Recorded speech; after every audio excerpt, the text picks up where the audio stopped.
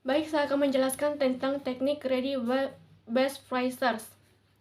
Greedy best phasers merupakan metode atau teknik pencarian yang menggabungkan keunggulan yang ada dari teknik depth phasers dan breadth phasers.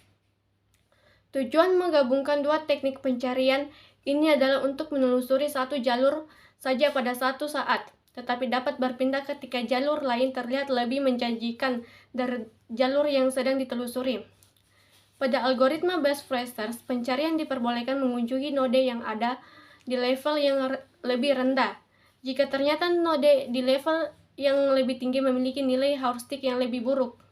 Saya akan menjelaskan contoh kasus dari greedy best phasers, yang dimana kita ketahui kebutuhan manusia akan informasi semakin meningkat. Oleh karena itu dibutuhkan waktu yang cepat untuk mencapai kebutuhan tersebut. Algoritma pencarian merupakan suatu urutan langkah-langkah atau program yang tepat untuk meningkatkan efisiensi waktu. Yang dimaksud efisiensi dalam bahasa kali ini adalah mencari jalur angkot terpendek dari pancoran ke Manggarai. Sebagai contoh, berikut adalah rincian jarak tempuh dan tarif angkot.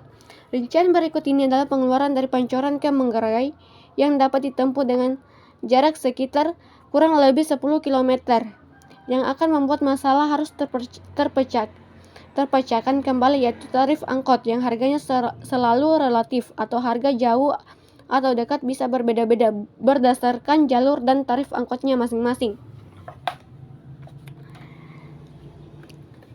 Keterangan: X Pancoran, A Kuningan, B Palbatu, C Cawang, D Casbalansa, E Tebet, F Bukit Duri, G Manggarai.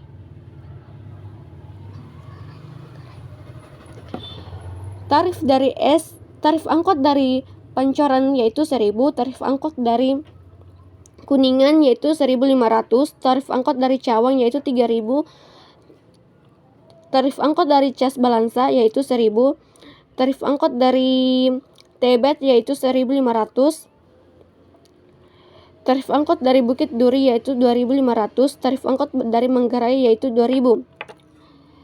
Simpul dengan tanda kotak menyatakan bahwa simpul tersebut berasal dari closed atau pena terpilih sebagai best node.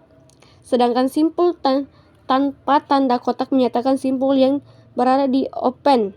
Baik, saya akan menjelaskan langkah-langkah dari memecahkan tarif angkot. Langkah pertama yaitu open berisi satu simpul yaitu S, maka S jadi simpul terbaik dan dipindahkan ke close. Kemudian dibangkitkan semua suksesor S yaitu A, B, C. Karena ketiga suksesor belum ada di open maupun close, maka kelimanya dimasukkan ke open. Langkah pertama menghasilkan open sama dengan A, B, C dan close sama dengan S. Langkah kedua, A dengan biaya terkecil yaitu F dalam kurung A sama dengan H dalam kurung A sama dengan 1.000 terpilih sebagai simpul terbaik dan dipindahkan ke close. Selanjutnya semua suksesor A dibangkitkan yaitu H dan D. Karena keduanya belum ada di open dan close, maka keduanya dimasukkan ke open dengan kedua menghasilkan open sama dengan B, C, D, H dan close S, am. Langkah ketiga, D dengan biaya terkecil yaitu F dalam kurung D sama dengan H dalam kurung D sama dengan 1.000 terpilih sebagai simpul terbaik dan dipindahkan ke close. Selanjutnya semua suksesor D dibangkitkan yaitu B dan F. Karena F belum ada di open dan close, maka F dimasukkan ke open.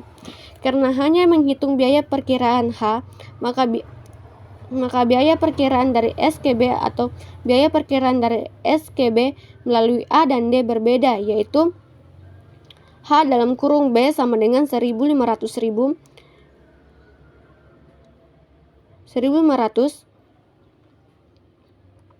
maka paren dari B perlu diubah yaitu D. Langkah ketiga menghasilkan open sama dengan B, C, H, F dan close sama dengan S, A, D.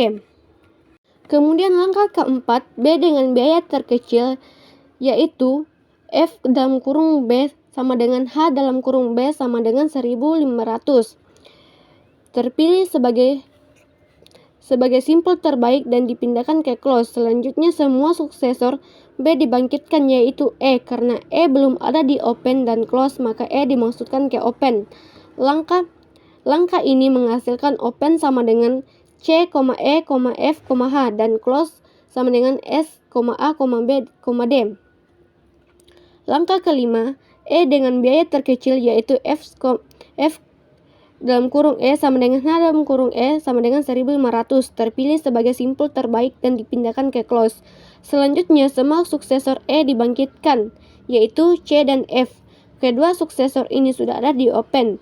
Karena hanya menghitung biaya perkiraan atau H, maka biaya perkiraan dari S ke C atau biaya perkiraan dari S ke C melalui E adalah sama, yaitu H dalam kurung C sama dengan 3000. Oleh karena itu, peran dari C tidak perlu diubah lagi. Langkah ini menghasilkan open sama dengan C, F, H, dan close sama dengan S, B, D, M. Langkah ke-6, E dengan biaya terkecil yaitu F dalam kurung E sama dengan H dalam kurung E sama dengan 1.500.000 terpilih sebagai simpul terbaik dan dipindahkan ke close. Selanjutnya semua suksesor E dibangkitkan, yaitu C dan F. Kedua suksesor ini sudah ada di open karena biaya perkiraan dari S ke C atau biaya perkiraan dari S ke C melalui E adalah sama, yaitu H dalam kurung C sama dengan 3000. Oleh karena itu, peran dari C tidak perlu diubah lagi, sedangkan biaya perkiraan dari D ke F atau biaya perkiraan dari E ke F berbeda, yaitu H dalam kurung B sama dengan 1500, maka peran dari F perlu diubah, yaitu E. Langkah ini menghasilkan open sama dengan C, H, G, dan close sama dengan S, A, B, D, E, F. Langkah berikutnya, G dengan biaya terkecil terpilih sebagai simpul terbaik karena simpul terbaik tersebut adalah goal. Berarti solusi telah ditemukan. Hasil penelusuran menghasilkan rute S, A, B, D, E, F, dan G dengan total jarak 14 km. Rute yang dihasilkan ini bukanlah rute terpendek karena masih ada rute lain yang lebih pendek, yaitu S, C, dan G dengan total jaraknya 4,5 km. Hal ini menunjukkan bahwa greedy best phrasers tidak optimal.